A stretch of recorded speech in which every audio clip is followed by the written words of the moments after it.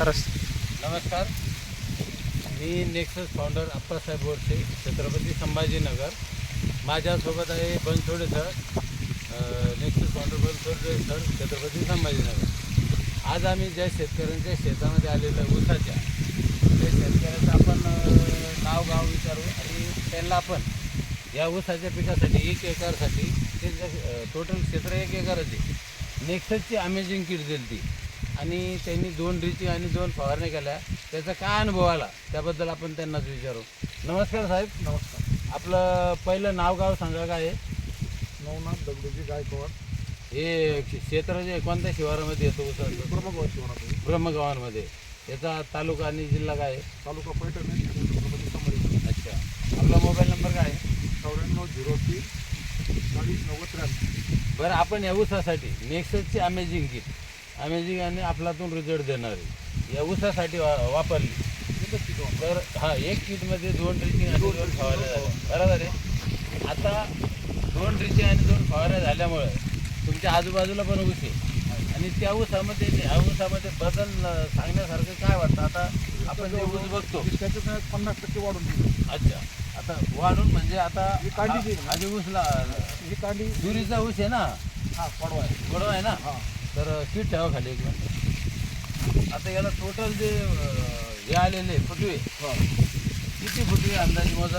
अरे 1 2 3 4 5 6 7 8 9 10 11 12 13 14. आता हे 14 फुटवे, बरोबर आहे. हां हे 14चे 14 फुटवे जे अखंड ऊस बनलेले, हां बरोबर आहे. बरोबर.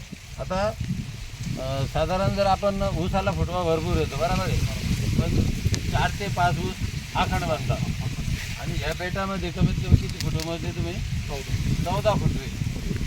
तर एका बेटाला 14 फुटवे आणि रिझल्ट सांगण्यासारखं असं आहे का? हे 14चे 14 फुटवे जे अखंड ऊस बनत आहे. आता साधारण किती महिने झाले ऊसाला? 6 महिने. 6 महिने झाले. आता 6 महिन्यामध्ये ऊस किती कांड्यावर आहे? आता याची कांडी मोजा, कोणत्याची मोजा? हां, मोकळं याची बघा, ही बघा किती कांड्यावर ऊस आहे बघा. 6 ते 7 इंच. नाही कांडे खालून कांड्या मोजा. 6 ते 7 इंच आहे. हां, पण टोटल कांड्या किती झालेल्या आहे? 1 2 3 4 5 6 7 8 9 10 11 12. मोजा किती? 1 2 3 4 5 6 7 8 9 10 10-11 कांड्यावर ऊस आहे, बरोबर आहे. आणि मी काय सांगायचं म्हटलं, हा जो पेरा आहे, पेऱ्याची लांबी जर बघितली 1 इंच म्हणजे 6 इंचची लांबी, बरोबर आहे.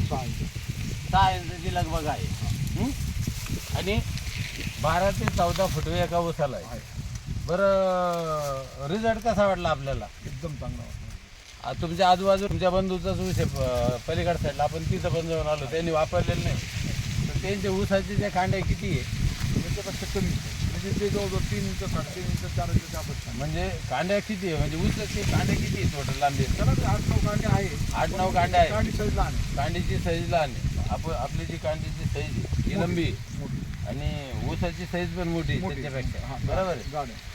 बरं, आपण नेक्सस अमेझिंग किट वापरून समाधानी आहात? एकदम समाधानी. बरं, इतर शेतकऱ्यांना जर आपल्याला फोन आला, आपण फोन नंबर दिलेला आहे, हां, तर शेतकऱ्याला काय मार्गदर्शन करू शकता तुम्ही? आणि आता हे मी माझ्या समोरच माझ्या शेजारलाच आता किट म्हणजे त्याला सांगितलं वांग्याला त्याच्यासाठी समजा त्याला. हां, कारण मी तुमचं- त्याची हमी घेतली. हां, ऊसाचा रिझल्ट घेतला. हे वांग्याचे शेतकरी आहे. हां. तुमचं नाव काय म्हटले? विजय तेजिंकर. तुमच्या यांच्या गायकवाड सरांच्याच बाजूला शेती आहे.